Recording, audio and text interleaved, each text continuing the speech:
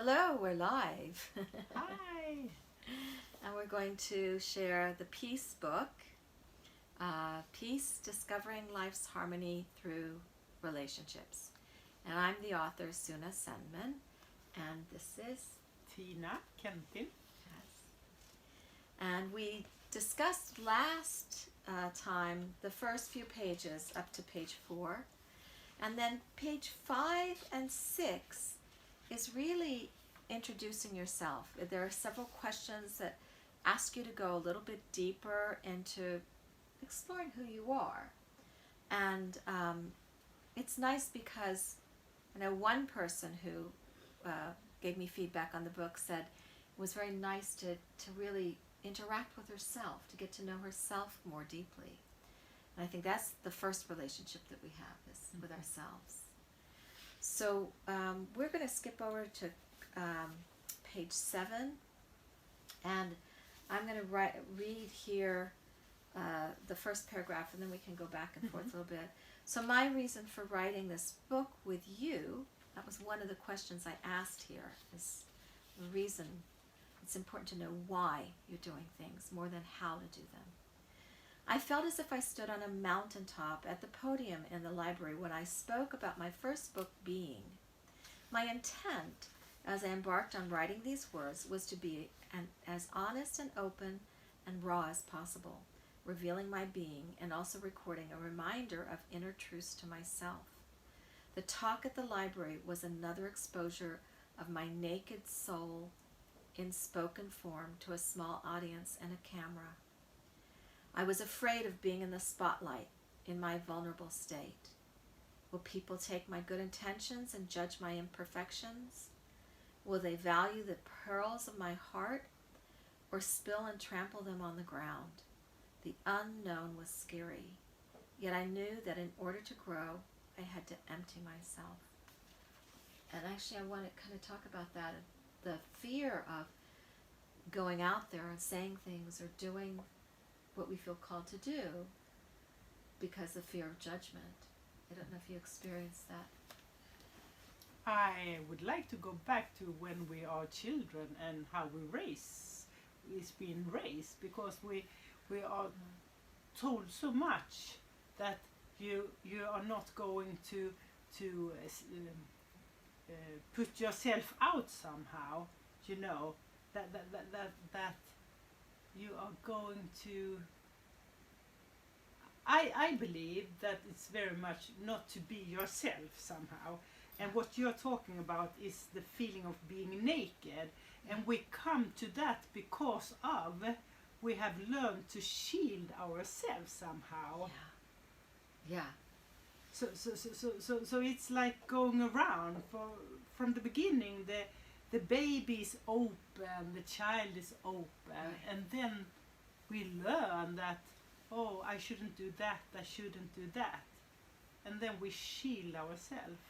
Yeah. And at some point, for most of the people, not everyone, I think some people, they are more open. They haven't had the parents that ask them for shielding and so on, so they have come through. But most of us, I believe, then it's a new process really to open up for yourself, really to dare to see yourself and feel that you like and love yourself, even though you do things that's not,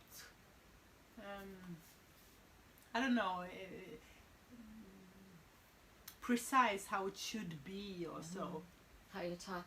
I think that's one reason why I wrote this book, and Being, is because I really was kind of brought up to be a good girl, to fit the pattern, to fit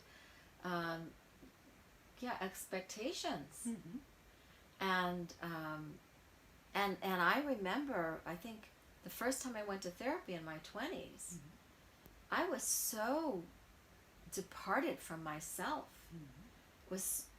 I remember the therapist working hard just to get me to feel emotion of anger or some, indignation, because I had just learned to follow what I was, to live up to somebody's expectation in order to be recognized, in order to be loved. Yeah, and in that case, it's really not to be recognized, but that we don't understand until later.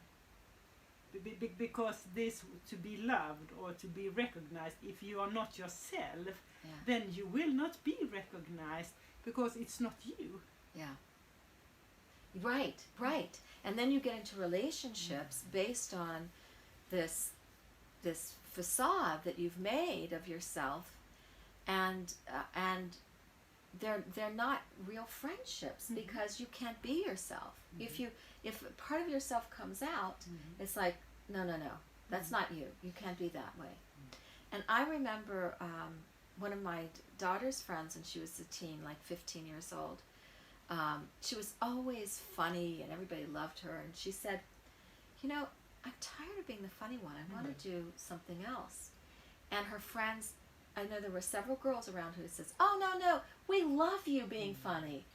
And I just thought, there she tried to open up and be herself with her friends, and it was just rejected.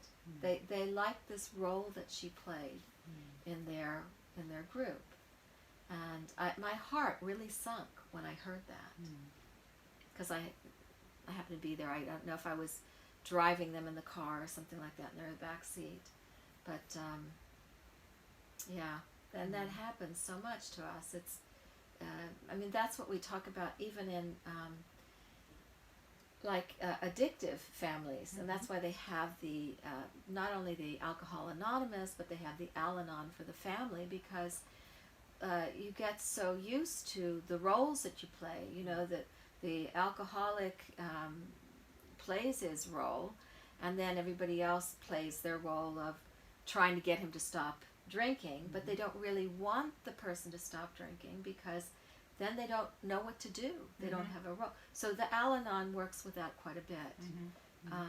And I believe they want the person to stop drinking, but at the same time, when that person is drinking, they can feel somewhat above that person, that they are a little bit better, but also that they get afraid. So I believe we can have that on the same time. We can want the other one to stop from our heart, but it gets feeling of who am I then? Right, exactly that. Who am I then? Yeah. Because you get so caught up into a role. Yeah. And I think also now, at this time when so many people couldn't go to work and couldn't, be in their roles, I heard that the people who were big into their career and doing really well, they were literally going crazy being at home and facing themselves, because they just knew themselves as the boss and the expert and the whatever. And now suddenly they had to face themselves for who we really are, naked. And so it is scary. I don't think it's just me. That was my experience, standing up there and, sharing, because the books I wrote, from my heart, just raw and honest, and this is what I'm going through, and perhaps other people are going through the same thing, so we can help each other through, through the books, and this book in particular is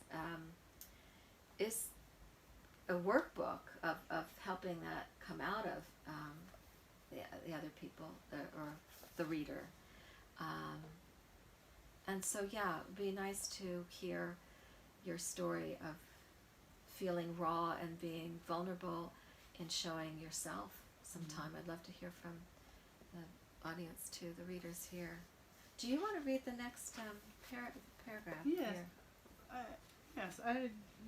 Wait. We'll see here. Do we need more? Because look here, 7, and you have 7. Oh, I must have a couple different volumes. Oh. Wait. No, it must be all the way in the front. It's here. Oh, you know why? take this book. Mhm. That was my book, my working book. The book that I got a copy before. that I had Mhm. that I could change. That I it's all marked up. I don't know if you see that. I had to. This was my working copy. Yep, this is not at all. So that's the book. Yeah, so We'll go I back and continue from here. Yeah. From that peak, I felt myself look at the long trip down the slope to the beginning of a new journey upward, the journey to peace. I asked myself these questions. How do I find peace? Do I create peace? Does peace find me? Is peace a natural inheritance? This book is my journey in the quest to find answers. Shall we discuss any of those questions? Yes. Yeah. I think, how do I find peace?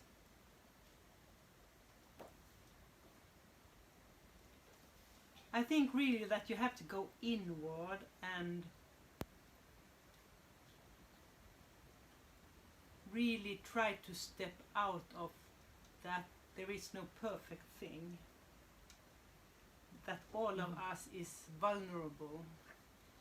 So it's really to, I believe, to come back to the thrilling feeling of trying, go out and put your nose out somehow, and sense, I don't know, try to do something different as you are used to do so many things. Like you said, we have this Habits. roles and habits, and just to change the role a little bit, for example.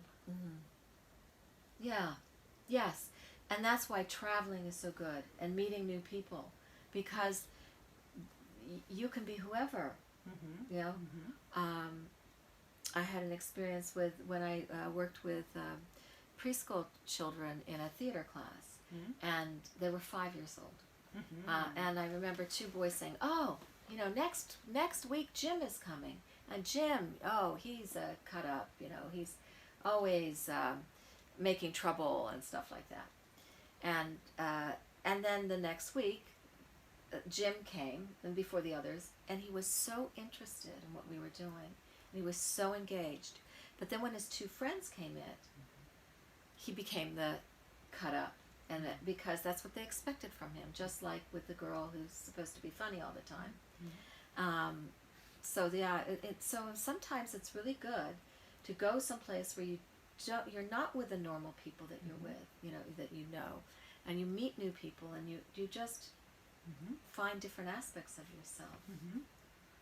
Yes, but it was very interesting, your example, because it was a theater thing. Yeah. So there in the theater, I believe there is one way of trying different roles, and It's so wonderful. It's wonderful. Yeah, to engage in theater and try different roles out. Yeah, that's one way, and also another way is just being with new people that don't have any expectations of you. And I think that connects into the question, do we create peace, or does peace find me? And I immediately now, after I've been thinking about it, that book came out in 2013, really believe that I create peace. I create my experience. And it starts within. It starts with myself. It starts with back to feeling good about who I truly am. Making peace with myself, of who I am. And that changes momentarily as well.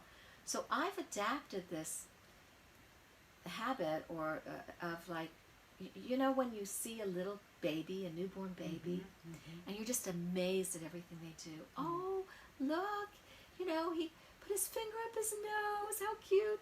Oh, look, he farted, how cute, that's how we see a baby. And then, at some point it's like, oh, get your finger out of your nose. Oh, don't fart. So I decided to see myself as a baby. And everything I did, it's like, oh, that's cute. You said that stupid thing to that person. How cute. But that's wonderful because that's one way, I believe, to connect to what we have very deep inside of ourselves, because we have the baby still inside of us. Yeah. So we have the baby who didn't understand words from the beginning, who came out, and most of us somehow had, I don't know, it's different, the time span, how long we were free to really be. Yeah. To be. Yeah. There was no role. The Yeah. adults, they looked at us and tried to understand what we were telling them when we screamed, when we did this and so on. And then, as you said, suddenly, different for different persons, what time it was the other way around. Yeah. That the kid had to look at the parents to see, how shall I do? Yeah. But from the beginning, it was really, like you said, it was this smile and, oh, how fantastic. Yeah. And so it's interesting because we have this baby inside of us, and somehow it's to get in touch, I believe, to get peace inside, because we were strong when we came out.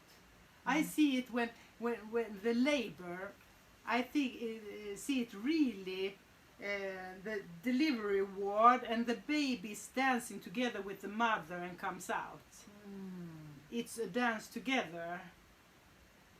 And the baby is strong, and the mother is strong, and it comes out, and then immediately it tells, I want to be close, skin to skin, I want to have the breast, so I need my food and so on. It's, here I am, that's the baby. And we have it here, but we have so much in between. Yeah. And a lot of this in between, they have been painful. Yeah. We've So been scorned. to find peace inside, I believe we have to understand that I will meet many of my pain situations when I put down the curtain, who I was, because I wanted to be loved from the outside. Yes. That's when we denied who we truly are from the outside. I want to explain that Tina works with newborns, so she has a real connection of seeing this, like you said, the dance with the mother and the child, and how babies are in the beginning. And I think, it's interesting, I as you're saying, that babies are just accepted completely for who they are. One thing that does come up is our culture on gender, and I quote this a lot. A research that was done where they play a baby crying, and then they'll ask somebody, "Oh, what does she want?" And they'll say, "Oh, she's sad," and they play the same baby crying and ask people, "What does he want?" "Oh, he's angry." And so I'm just now touching on a real issue of one area where we are really confined early on through gender identity. And I feel very pained in my heart for men and males, because they're only allowed to feel two emotions, anger or pride. And women are allowed to have many emotions, but then they're also often laughed at for all their emotions too. And they are laughed at if they are angry, so they are not allowed to be angry, really. And they are not really allowed to be, but it has changed also. Yeah. It's in different situations, really. It's really in different situations. We've become more aware, but there's still these underlying subconscious maybe prejudices that we have. You know, if you identify as a male or a female, but now there's a lot of people that are identifying as no gender or two genders. I want to see that, make sure that you're in the picture. Yeah. Okay, yeah, that's fine. And yeah, so I think even that's being opened up more, which is really nice. But being able to be seen for who we are is the... And really, it's so important, I believe. I think that the society have really started for, I don't know if it's 20, 30, 40 years, that somehow we should be more alike each other. That, so now maybe we come to understand that all of us have different ways of being, and that's okay, because it comes together when we are different. We are not going to be alike. Yeah. I can see something else, and we can be a complement to each other. And I see that a lot now in these days when people really taking sides. Either they love Trump or they hate Trump, or they're for Black Lives Matter, or they're not saying anything about it, or believe in masks or no masks, and vaccines or no vaccines, and so they're what's really coming out is our uniqueness, you know, and we're finding out that there's no other person that thinks like we do. That's very important, really, but it's a huge thing for everyone who hasn't had that thought before. Right. It's a huge thing when you really understand that all of us have our own glasses or pictures of what happens when we look out. Yeah. And then we interpret it in different ways as well. And we go around and think that, all we think in the same way. Yeah. And that's that's so fun to really understand, but it is a little bit scary as well, because we are together, the humanity, for if we say like that, but everyone is a little bit not alike each other. Right. And I think this is a key point to peace, because so many people have been getting very angry and upset and you know, being the opposite, violent actually, because you're not thinking like I am. And you know, and I know people, I know someone who was really scolded for not wearing a mask, but she could not wear a mask because of her respiratory problem. And had the other person known that, they would have maybe been more understanding. But we take for granted that everybody's alike.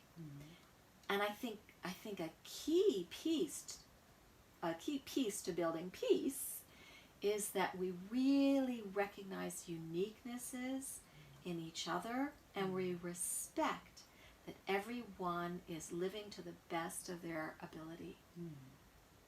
That is a key thing. Not so easy, because we have been taught so much in school and so on, behave. What you say, that everyone somehow is trying their best, always, in every moment, whatever they do, they are doing that. And when we understand that, then we could be much more sad over violent things.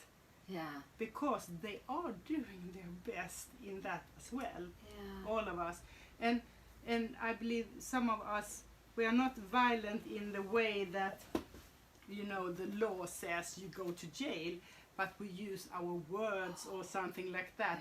So this is also hugging ourselves, this in peace, because I believe all of us sometimes make violence when we talk to another person, how we behave. So we have to be kind with ourselves.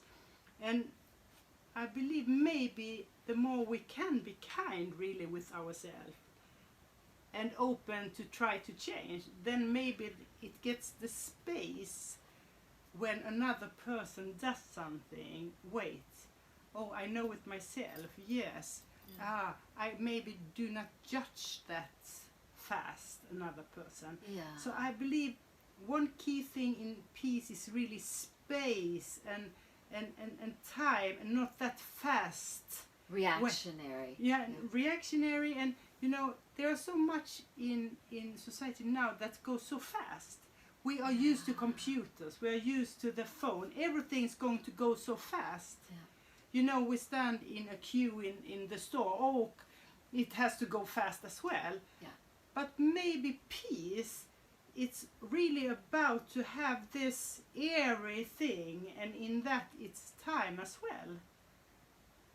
And yes, it reminds me of nature, because we are growing a vegetable garden, and we started back in like January with seeds, right? And those seeds, many of them didn't produce anything for like 3 weeks even, yeah? And some of them even longer. And now, you know, it's how many months later, and we're looking to harvest some of the food. Yeah, it's fantastic. Yeah.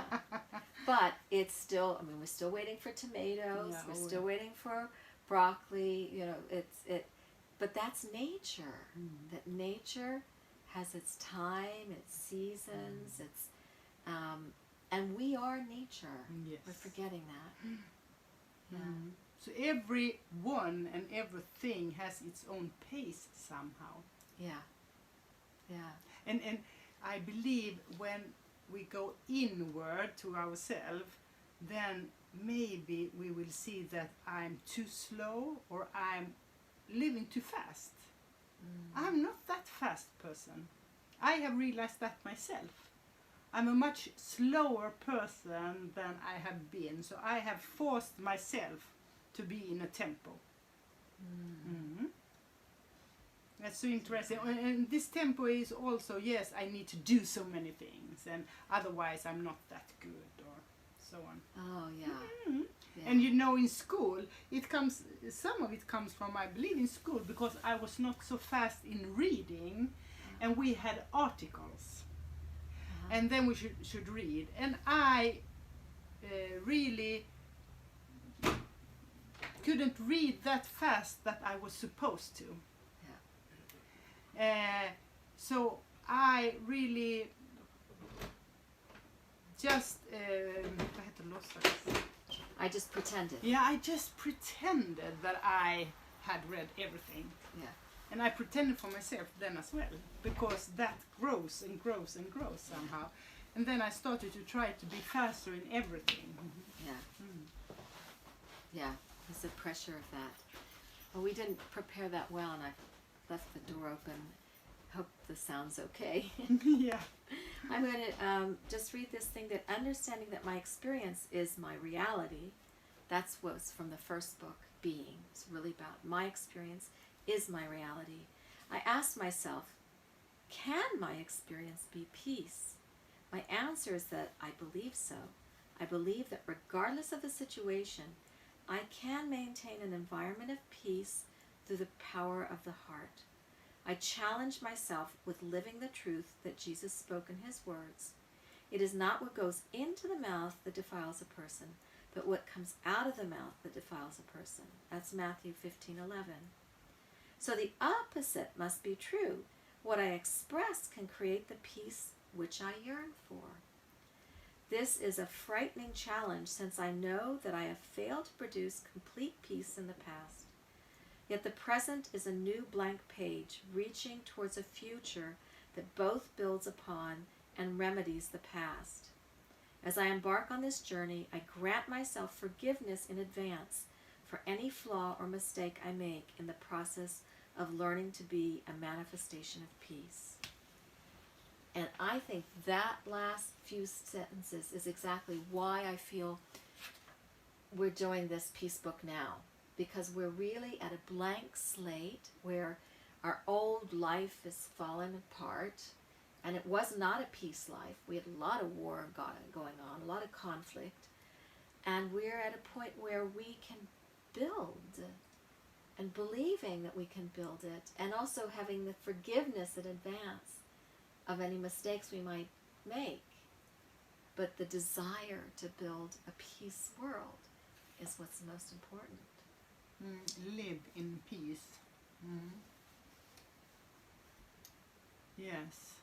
I think what's very important here, because now we are grown up, and now we know that we are not dependent in someone else who when we are children, then we have our parents, and we know that we need them.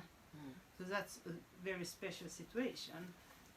When we are grown up and we go out and get our food ourselves and have our home, then we can start in another way to understand that I have the possibility to create my life in every second.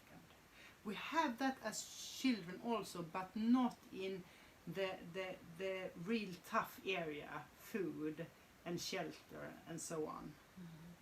Right. But we have that also in our relationships with our friends and so on.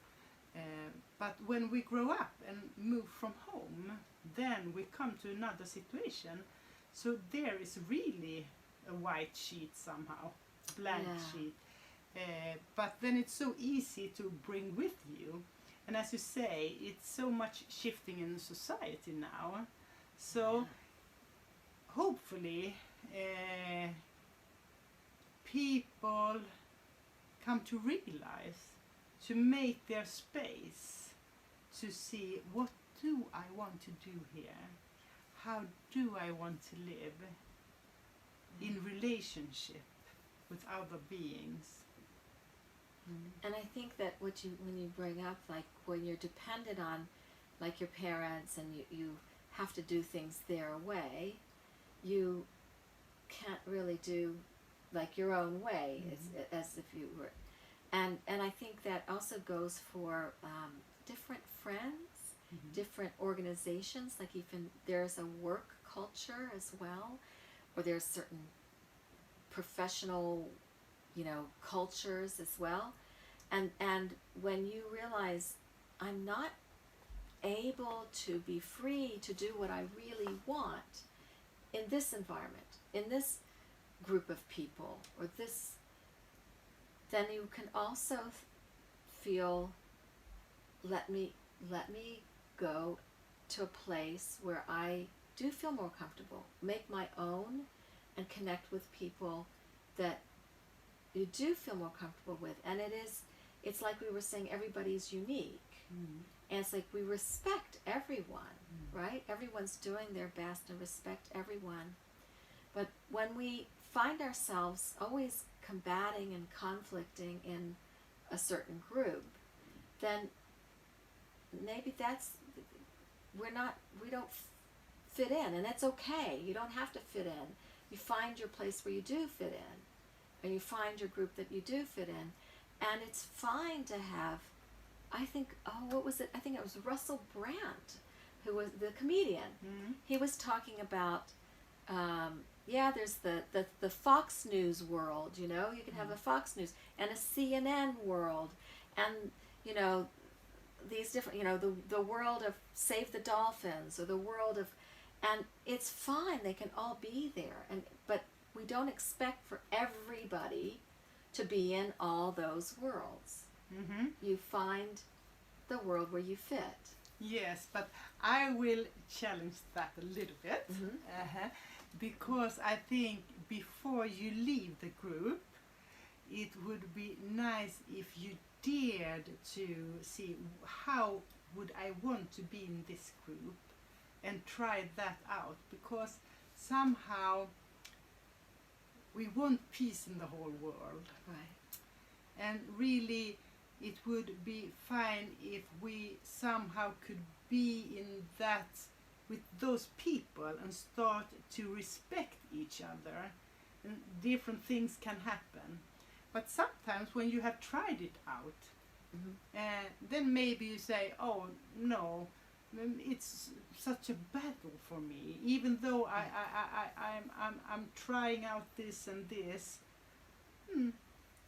It's too much for me right now, so I try out somewhere else.